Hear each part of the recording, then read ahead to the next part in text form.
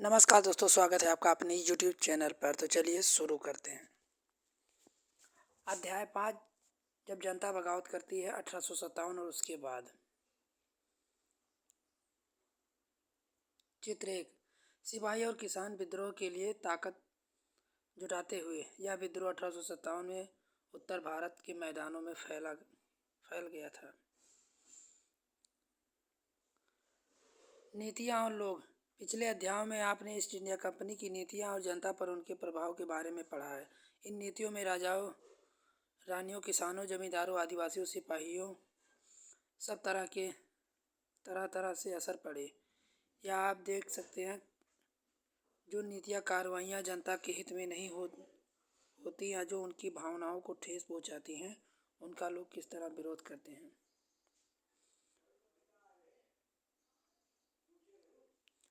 नवाबों की छीनती सत्ता। 18वीं सदी के मध्य से ही राजाओं और नवाबों की ताकत छीनने लगी थी। उनकी सत्ता सम्मान दोनों खत्म होती जा रहे थे। बहुत सारे दरबारों में रेजिडेंट तैनात कर दिए थे। स्थानीय शासकों की स्वतंत्रता घटती जा रही थी। उनकी सेनाओं को भंग कर दिया गया। राजस्व वसूली के अधिकार व इलाके एक एक करके छीने जा रहे थे। बहुत सारे स्थानीय शासकों ने अपने हितों की रक्षा के लिए कंपनी के साथ बातचीत भी की। उदाहरण के लिए झांसी की रानी लक्ष्मीबाई चाहती थी कंपनी उनके पति की मृत्यु के बाद उनके गोद लिए बेटे को राजा मान ले। गतिविधि। कल्पना कीजिए आप कंपनी की सेना में सिपाही हैं। आप नहीं चाहते उनका भतीजा कंपनी की फौज में नौकरी करे। आप उसे क्या कारण बताएंगे? अवध की रियायत अंग्रेजों के कब्जे में जाने वाली आखिरी रियायतों में से एक थी। 1801 अवध एक सहायक संधि थोपी गई। 1856 में अंग्रेजों ने इसे अपने कब्जे में ले लिया। गवर्नर जनरल डलहौजी ने ऐलान कर दिया कि रियायत का शासन ठीक से नहीं चलाया जा रहा है, इसलिए शासन को दुरुस्त करने के लिए ब्रिटिश प्रभुत्व जरूरी है। कंपनी ने मुगलों के शासन को खत्म करने की मांग की भी पूरी योजना बना ली। कंपनी द्वारा जारी किए सिक्के से मुगल बादशाह का नाम हटा दिया गया। 1849 में गवर्नर जनरल डलहौजी ने ऐलान किया, बहादुर शाह जफर की मृत्यु के बाद शाहजहां के परिवार को लाल किले से निकाल कर उसे दिल्ली में कहीं और बसाया जाएगा। 1856 में गवर्नर कैनिंग ने फैसला किया, बहादुर शाह जफर आखिरी मुगल बादशाह होंगे। उनकी मृत्यु के बाद उनके किसी वंशज को बादशाह नहीं माना जाएगा। उन्हें केवल राजकुमारों के रूप में मान्यता दी जाएगी।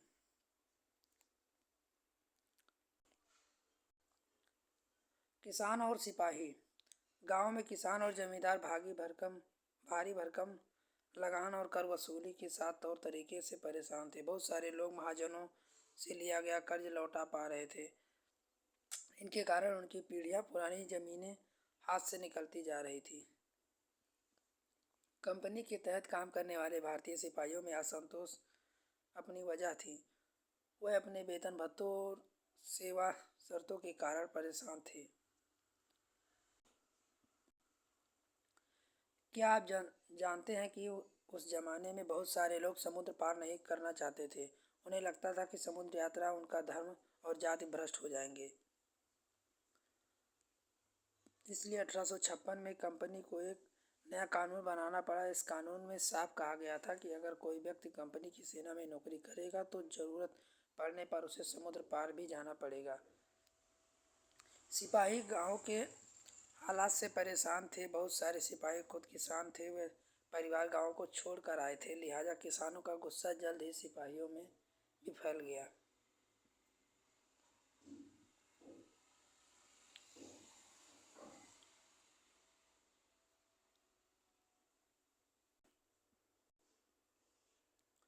चित्र 2, उत्तर भारत में बाजारों में सिपाही खबरें और अफवाह फैलाते हुए।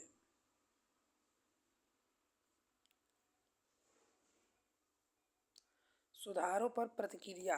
अंग्रेजों को लगता था कि भारतीय समाज को सुधारना जरूरी है। सती प्रथा को रोकने, विधवा विवाह को बढ़ावा देने के लिए कानून बनाए गए। 1850 में एक नया कानून बनाया गया जिससे ईसाई धर्म को अपनाना और आसान हो गया। इस कानून में प्रावधान किया गया कि अगर कोई भारतीय व्यक्ति ईसाई धर्म अपनाता है तो उसे भी पुरखों की संपत्ति पर उसका अधिकार पहले जैसा ही रहेगा। दूसरी तरफ ऐसे भारतीय भी थे जो मौजूदा सामाजिक व्यवस्था में बदलाव चाहते थे। इन सुधारों व सुधार आंदोलनों के बारे में आप अध्याय 6 में पढ़ेंगे। जनता की नज़र से उस जमाने के लोग अंग्रेज शासन के बारे में क्या सोच रहे थे, इसका जायजा लेने के लिए आप स्रोत 1 और 2 पढ़ें।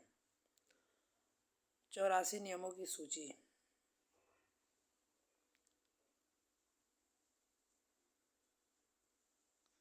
यह महाराष्ट्र के एक गांव में रहने वाले ब्राह्मण बिट्टू गोडसे द्वारा लिखित एक पुस्तक माझा प्रवास की कुछ अंश दिए गए हैं। विष्णु भट्ट और चाचा मथुरा में आयोजित किए जा रहे यज्ञ में भाग लेने के लिए निकले थे। विष्णु भट्ट लिखते हैं, रास्ते में उनकी मुलाकात कुछ सिपाहियों से हुई जिन्हें वे सलाह दी वापस लौट जाएं क्योंकि 3 दिन भीतर चारों तरफ कोहराम मच जाएगा। सिपाहियों ने जो कहा वह इस प्रकार था।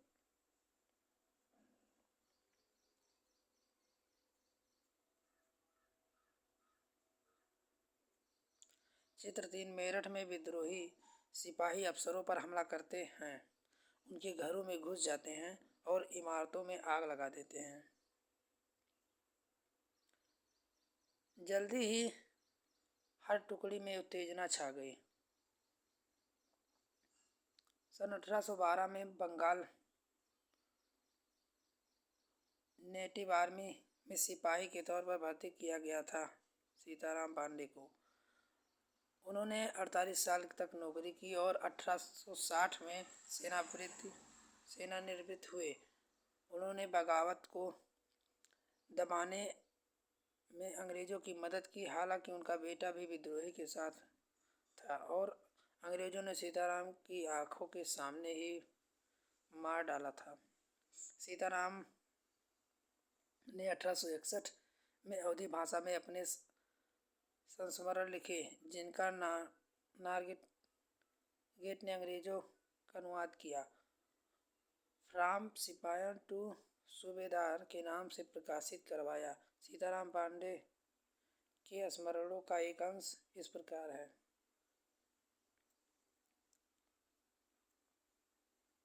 गतिविधि। सीताराम और विष्णु भट्ट के मुताबिक लोगों के दिमाग में मुख्य चिंताएं कौन सी थी? उनकी राय में शासकों ने क्या भूमिका निभाई? सिपाही क्या भूमिका निभाते दिखाई दे रहे थे? सैनिक विद्रोह। जब सिपाही इकट्ठा होकर अपने सैनिक अफसरों का हुक्म मानने से इनकार कर देते हैं। सैनिक विद्रोह जन विद्रोह बन गया।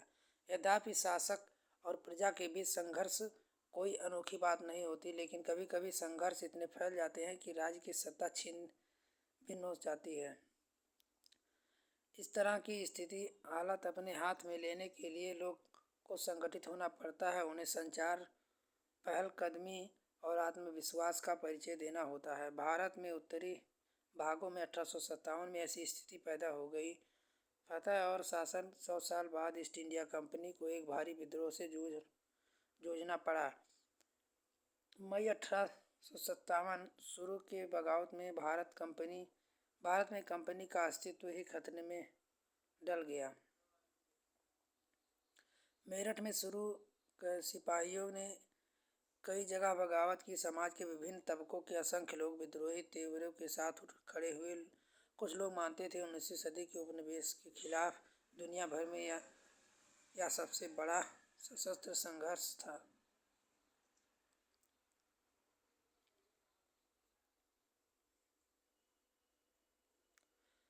चित्र 4। कबीलारी लाइनों में युद्ध। 3 जुलाई 1857 को 3000 से ज़्यादा विद्रोही बरेली से दिल्ली आ पहुँचे। उन्होंने यमुना को पार किया और ब्रिटिश का कैवेलरी चौकियों पर धावा बोल दिया। यह युद्ध पूरी रात चला। चित्र।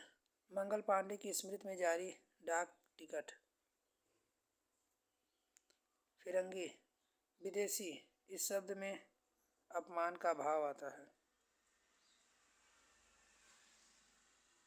मेरठ से दिल्ली तक 8 अप्रैल 1857 में युवा सिपाही मंगल पांडे को बैरकपुर में अपने अफसरों पर हमला करने के आरोप में फांसी पर लटका दिया गया। चंद दिन बाद मेरठ में तैनात हुए सिपाहियों ने नए कारतूसों के साथ फौज अभ्यास करते से इनकार कर दिया। सिपाहियों को लगता था कि उन कारतूसों पर गाय और सूअर की चर्बी का लेप चढ़ाया गया है।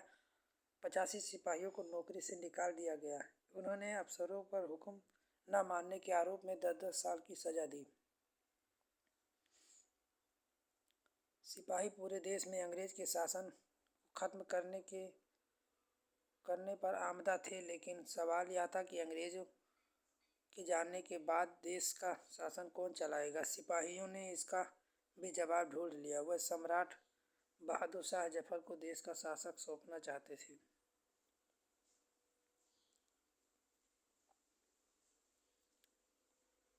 बहादुर शाह जफर, नाना साहेब। चित्र 8। जैसे जैसे विद्रोह फैला, छावनियों में अंग्रेज अफसरों को मारा जाने लगा।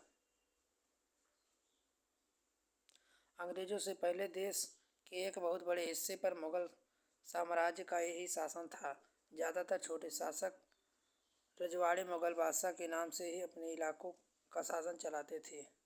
ब्रिटिश शासन के विस्तार से भयभीत ऐसे बहुत सारे शासकों को लगता था कि अगर मुगल शासक दोबारा शासन स्थापित कर लेते हैं तो वे आधिपत्य में दोबारा अपने इलाकों पर शासन बेफिक्र होकर चलाएंगे। अक्सर ऐसा होता है, जब लोग कोई रास्ता नहीं दिखाई देता है तो उनका उत्साह साहस बढ़ जाता है। इससे उन्हें आगे बढ़ने की हिम्मत, उम्मीद और आत्मविश्वास मिलता है। बगावत फैलने लगी। जब दिल्ली से अंग्रेज के पैर उखड़ गए तो लगभग एक हफ्ते तक कहीं कोई विद्रोह नहीं हुआ। जाहिर है खबर फैलाने में भी कुछ समय तो लगता ही था, लेकिन फिर भी विद्रोह का सिलसिला ही शुरू हो गया। एक के बाद एक रेजिमेंट में सिपाहियों ने विद्रोह कर दिया। वह दिल्ली, कानपुर, लखनऊ जैसे मुख्य बिंदुओं पर दूसरी टुकड़ियों का साथ देने को निकल पड़े।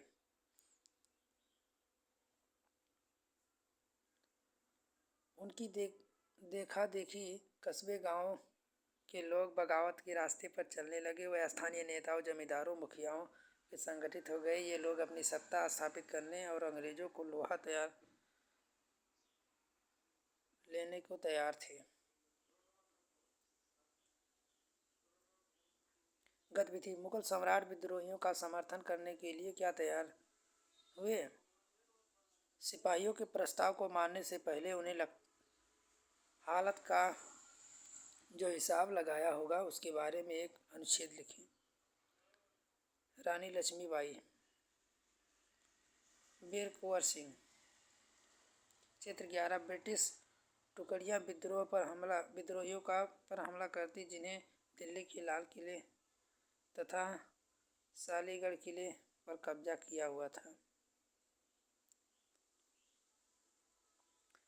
झांसी में रानी लक्ष्मीबाई भी विद्रोह सिपाहियों के साथ जा मिली। उन्होंने नाना साहेब सेनापति टोपे के साथ मिलकर अंग्रेजों को भारी चुनौती दी। मध्य प्रदेश मंडाला क्षेत्र में राजगढ़ की रानी अवंती बाई लोधी ने 4000 सैनिकों की फौज तैयार की और अंग्रेजों के खिलाफ उनका नेतृत्व किया। क्योंकि ब्रिटिश शासन ने उनके राज्य के प्रशासन पर नियंत्रण कर लिया, विद्रोही टुकड़ियों के सामने अंग्रेजों की संख्या बहुत कम थी। बहुत सारे मोर्चे पर उनकी जबरदस्त हार हुई। इससे लोगों को यकीन हो गया कि अब अंग्रेजों का शासन खत्म हो चुका है। अब लोग को विद्रोहियों के पड़ने पर गहरा आत्मविश्वास मिला। खास तौर पर वह अवध के इलाकों में चौतरफा बगावत की स्थिति थी। 1857 में लेफ्टिनेंट कर्नल टायलर ने अपने कमांडर चीफ को टेलीग्राम भेजा, जिससे अपने अंग्रेजों के भय को व्यक्त किया। हमारे लोग विद्रोहियों की संख्या और लगातार लड़ाइयों से थक गए हैं। एक एक गांव हमारे खिलाफ है। जमींदार भी हमारे खिलाफ लड़ रहे हैं। दिल्ली में अंग्रेजों का सफाया करने के लिए बहुत सारे गाजी यानी धर्म योद्धा इकट्ठा हो गए। बरेली की सिपाही बख्त खान ने लड़ाकों की एक विशाल टुकड़ी के साथ दिल्ली की ओर कूच कर दिया। इस बगावत के बाद एक मुख्य व्यक्ति साबित हुए बिहार एक पुराने जमींदार कुंवर सिंह ने भी विद्रोह सिपाहियों का साथ दिया। महीनों तक अंग्रेजों से लड़ाई लड़ी। तमाम इलाकों से नेताओं और लड़ाके इस युद्ध में हिस्सा ले रहे थे।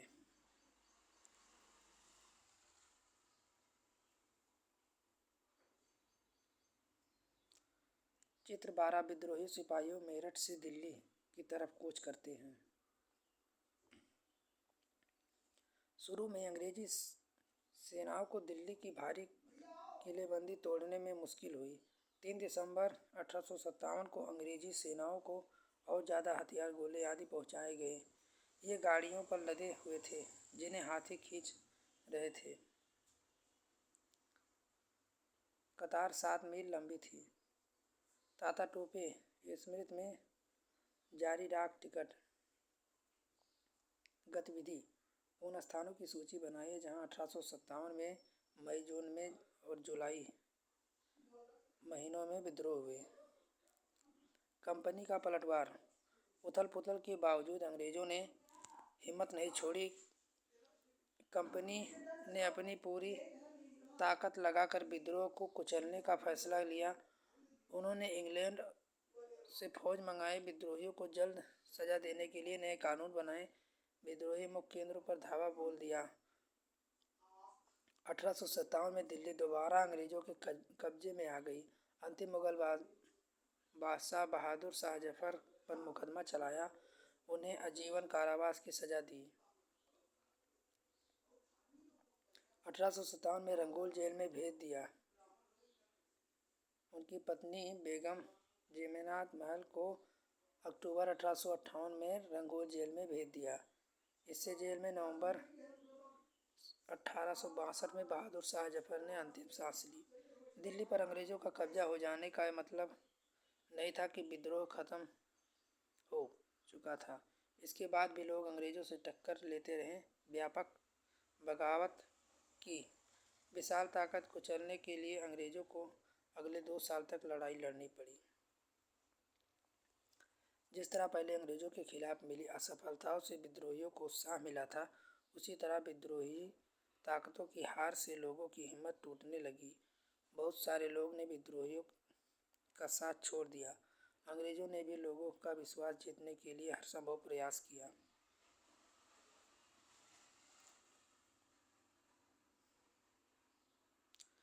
चित्र 14 अंग्रेज टुकड़ियां दिल्ली में घुसने के लिए कश्मीरी गेट को बारूद से उड़ा दी।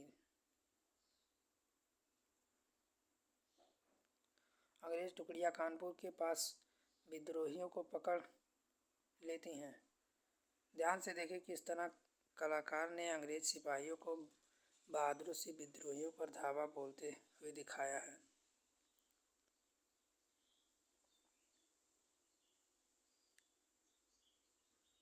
विद्रोह के बाद के साल। अंग्रेजों ने 1859 के आखिरी तक देश पर दोबारा नियंत्रण पा लिया था, लेकिन अब वे पहले वाली नीतियों के सहारे शासन नहीं चलाना चाहते थे। अंग्रेजों ने जो अहम बदलाव किए हुए निम्न है। पहला, ब्रिटिश संसद ने 1858 में एक नया कानून पारित किया। ईस्ट इंडिया कंपनी के सारे अधिकार ब्रिटिश साम्राज्य के हाथ में सौंप दिए ताकि भारतीय मामलों को ज़्यादा बेहतर से संभाला जा सके।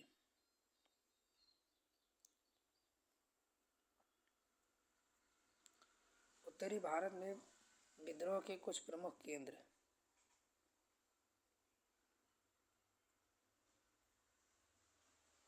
दूसरा, देश के सभी शासकों को भरोसा दिया गया कि भविष्य के लिए कभी भी उनके भू क्षेत्र पर कब्जा नहीं किया जाएगा। सेना में भारतीय सिपाहियों का अनुपात कम करने और यूरोपीय सिपाहियों की संख्या बढ़ाने का फैसला लिया गया।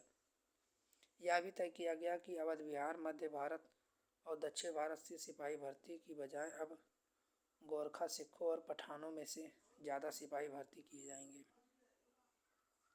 मुसलमानों की जमीन और संपत्ति बड़े पैमाने पर जब्त की गई। उन्हें संदेश शत्रु से भाव से देखा जाने लगा। अंग्रेजों ने फैसला किया वह भारत के लोगों के धर्म और समाज रीति रिवाजों का सम्मान करेंगे। भूस्वामियों और जमींदारों की रक्षा करने तथा जमीन पर उनके अधिकारों को स्थायित्व देने के लिए नीतियां बनाएंगे।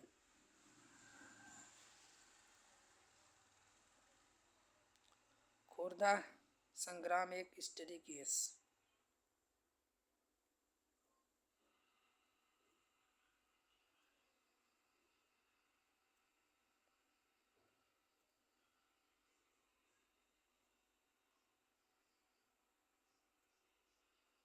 फिर से याद करें, झांसी की रानी लक्ष्मीबाई अंग्रेजों से ऐसी क्या मांग कर रही थी जिसे अंग्रेजों ने ठुकरा दिया? ईसाई धर्म अपनाने वाले हितों की रक्षा के लिए अंग्रेजों ने क्या कहा?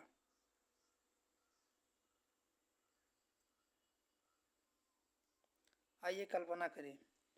कल्पना कीजिए आप विद्रोह के दौरान अवध के तैनात अधिकारी ब्रिटिश अधिकारी हैं। विद्रोहियों से लड़ाई की अपनी योजनाओं को गुप्त रखने के लिए आप क्या करेंगे? चित्र 17 लखनऊ में रेजिडेंट के खंडहर।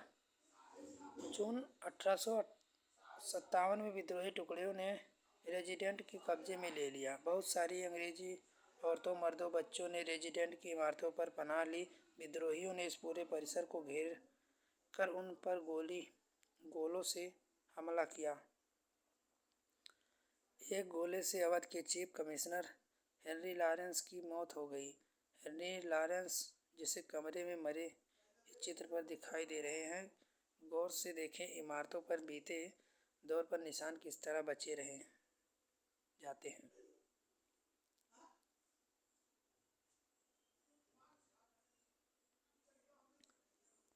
सिपाहियों को नए कारतूसों पर क्यों ऐतराज था?